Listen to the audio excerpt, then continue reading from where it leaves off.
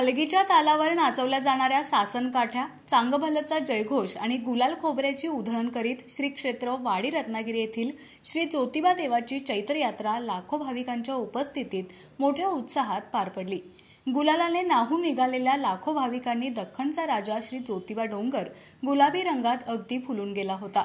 चैत्र यात्रेचं मुख्य आकर्षण असणाऱ्या सासनकाठी मिरवणुकीसाठी मानाच्या सासनकाठ्या डोंगरावर दाखल झाल्या आणि चांगभलच्या गजराने अवघा डोंगर दुमदुमून गेला। दुपारी 12 वाजता पालकमंत्री प्रकाश आंबेडकर यांच्या हस्ते पूजन झाल्यानंतर सासनकाठी मिरवणुकीला प्रारंभ झाला।